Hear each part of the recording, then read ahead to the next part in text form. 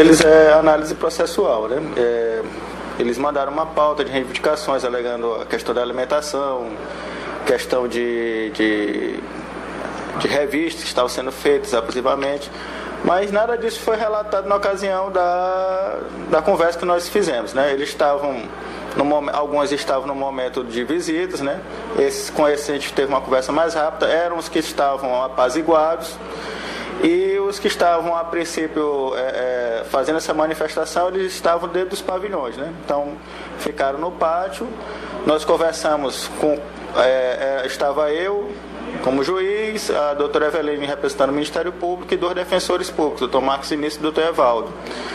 Todos os presos que tiveram interesse em conversar conosco foram atendidos. Eu, particularmente, atendi 40 presos, entre provisórios e definitivos. A situação, basicamente, que foi exposta para eles, é que a dificuldade que se tem é de informação quanto ao andamento processual, né?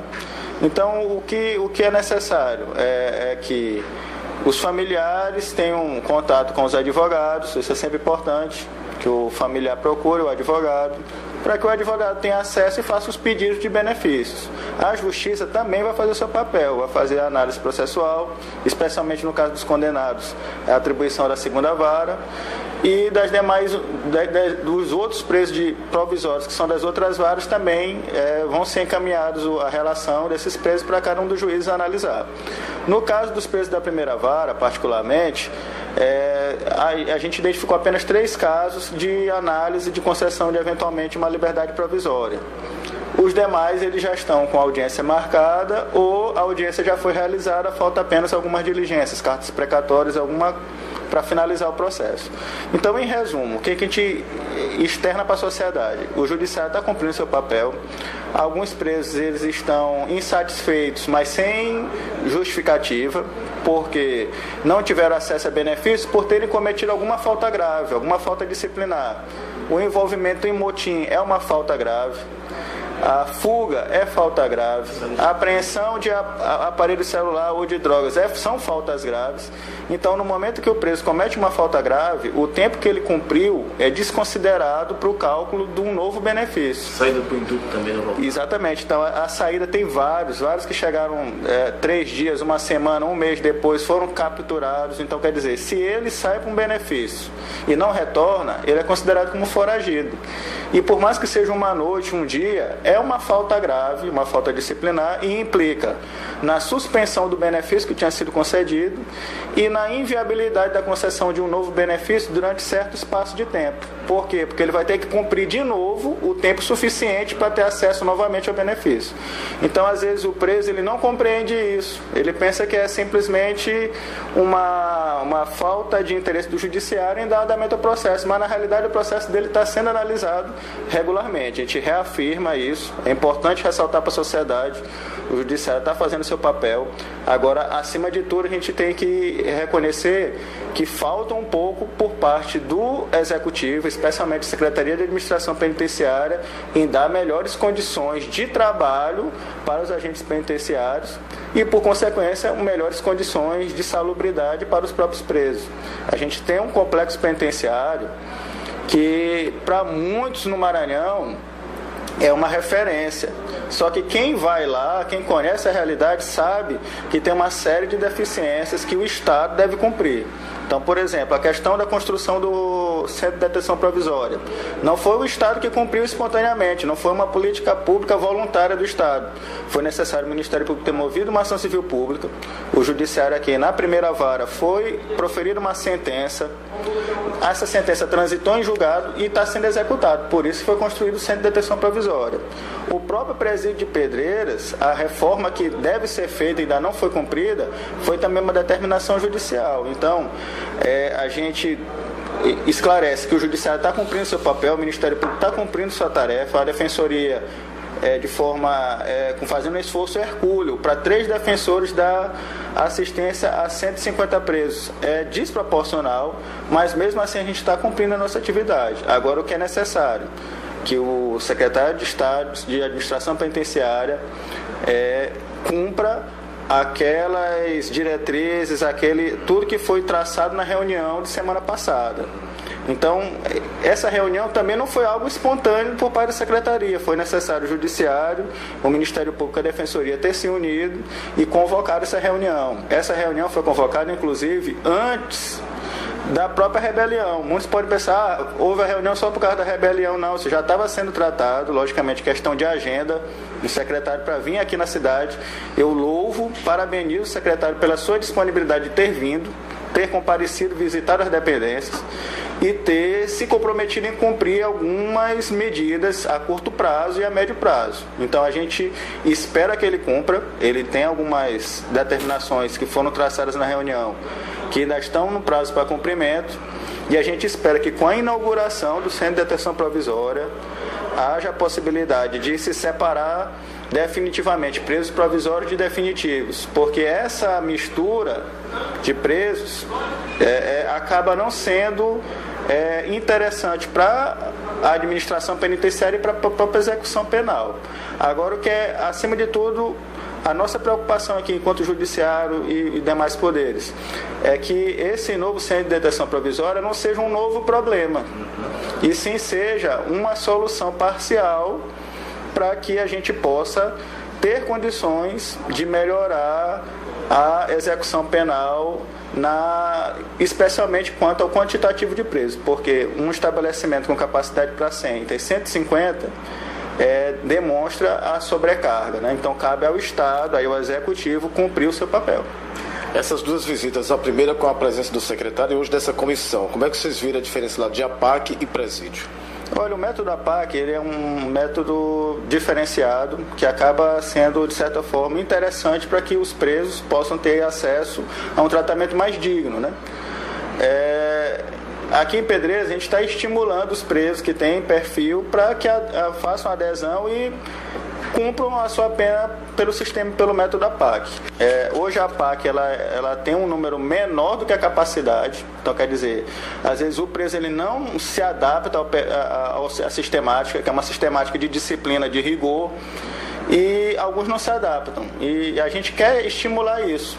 E é importante que o preso também, o condenado, ele tenha consciência disso, de que ele vai, pela APAC, ter um acesso a uma condição melhor de cumprimento de pena. Se tivesse a obedecer à proporcionalidade de vagas, com certeza estaria minimizado o problema do lado da CEJAP, né? Agora, essa dificuldade que nós temos hoje, certamente vai ser melhorada com a instalação do Centro de Detenção Provisória. Agora, a minha preocupação é que esse Centro de Detenção Provisória se transforme num presídio regional, que a tendência é que, se não vier agregado com outras políticas públicas, é a tendência que culmine nisso. Então, quer dizer, a gente vai ter um grande contingente de presos sem a estrutura adequada por parte do Estado. Então, essa reunião, ela foi exatamente convocada para isso, para que, quando da inauguração do Centro de Detenção Provisória, não seja desvirtuado o seu papel. Então, essa que é a expectativa do Judiciário, dos demais órgãos de segurança pública. Todos estão aqui irmanados em prol de que os presos tenham acesso a uma melhor condição para o cumprimento das suas penas. Após essa visita, há um retorno, alguma resposta aos detentos sobre o que vocês devem fazer aqui fora? Com certeza, os defensores públicos já vão estar postulando. Aqueles que têm condição de ter um benefício vão ser beneficiados. A doutora Ana Gabriela já estava fazendo esse levantamento, independente da reunião, ela já estava fazendo esse levantamento, identificando os próximos a serem contemplados com a saída temporária do Dia das Mães. Aqueles presos que já foram contemplados anteriormente e que cumpriram regularmente o período da saída, retornaram, eles automaticamente já são contemplados, caso não cometam nenhuma falta grave no período. Então, é isso que quer se estimular que o preso tenha consciência de que muito da execução penal depende dele mesmo. E às vezes ele não quer cumprir a parte dele. E o comportamento carcerário é essencial. Essas saídas temporárias são interessantes para servir de prova de que o preso tem interesse de se ressocializar, de voltar ao convívio da família. O papel da família nesse aspecto também é essencial para conscientizar que ele deve cumprir regularmente a sua pena. Afinal de contas, o Estado, juiz, cumpriu a sua tarefa de aplicar uma sanção e cabe ao preso ter a consciência de que a disciplina é necessária para que ele retorne à sociedade. Então, a gente aqui dentro de um cenário estadual, por mais que tenha suas deficiências, Pedreiras, a gente tem um histórico favorável nesse aspecto de ressocialização, de diminuição de reincidência. Então, a gente quer, a iniciativa dessa visita foi nesse aspecto, de dar transparência aos presos, mostrar que o judiciário está atento, que essa visita do secretário e as transferências que ocorreram, que houve transferência nesse final de semana, de presos que não deveriam estar aqui, mas estavam por algum contexto, e, ao meu ver, pode ter havido alguma conexão entre a saída desses presos daqui de Pedreiras e o início do movimento, porque até então não tinha nenhum tipo de manifestação por parte dos presos. Mas se a manifestação foi para que melhorasse as condições deles, certamente a tendência é que melhore. Pelo menos no aspecto daqueles presos provisórios que têm condição de ser concedida liberdade provisória, alguns vão ter acesso aos benefícios com certeza. Eles se comprometeram a acabar com a greve de fome depois dessa conversa, doutor? Foi exatamente um dos motivos que nos levou a comparecer ao presídio, né? Que a gente, a partir dos esclarecimentos que foram prestados, eles suspendessem o movimento. Então, pelo que foi conversado na ocasião com os presos que estavam mais interessados em saber informações, todos eles se mostraram solícitos no aspecto de encerrar o movimento, porque não tinha mais sentido, já que estava sendo esclarecido qual era a situação praticamente de cada um deles. Logicamente, não deu para atender 150 presos, mas aqueles que buscaram atendimento, eu acredito que foram atendidos entre Ministério Público, Defensoria e eu acho que deve ter sido atingidos pelo menos 80, 90 detentos, né? Então, esses certamente, com esclarecimentos, eles não têm sentido. Os demais que não quiseram se aproximar, por algum motivo pessoal, ou então porque já sabem, já estão conformados com a sua própria situação. Agora, a situação que a gente espera que a sociedade compreenda, especialmente as famílias dos presos, é que não basta o judiciário estar presente e fazer a sua tarefa se o preso também não cumprir a sua parte e a família também. É importante que a família frequente o estabelecimento, faça as visitas, esse convívio é necessário, é saudável e acima de tudo, a família ser uma orientação. Dá uma orientação no aspecto de querer estimular o preso a cumprir a sua pena e um suporte positivo, porque se vier trazer influxo negativo, questionar a condição dele lá dentro, ele está ali certamente por conta do cometimento de alguma infração penal, né? Então ele tem que ter consciência disso. É algo que faz parte do nosso ordenamento jurídico. Quem comete um crime está sujeito a uma sanção.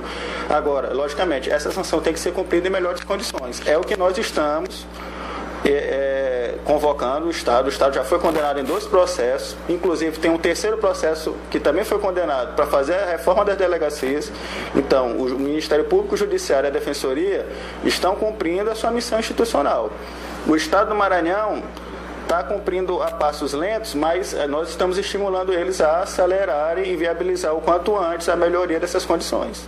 Então, ontem essa comissão foi lá conversar com alguns detentos, né? Ficou bem explicado aí pelo juiz da primeira vara da comarca de Pedreiras, que foi acompanhada da doutora Verônica Cunha, que é a promotora lá aqui de Pedreiras, nesses casos aí também, de 2 assessores, de 2 defensores públicos, né? Ficou a questão de quem tem alguma pendênciazinha, vai ser resolvido. Claro que essa comissão vai responder o mais rápido possível a questão processual de alguns detentos lá do Centro de Ressocialização de Pedreiras.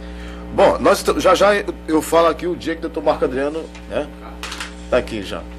Nós já vou falar aqui, doutor Marco Adriano não quis gravar entrevista sobre o possível afastamento do prefeito de Pedreiras, que foi pedido através do Ministério Público Estadual, mas me disse o dia que vai dar a sentença. Já no dia que dia será essa sentença. Estamos na linha com Carlos Roberto, ele é diretor jurídico, né?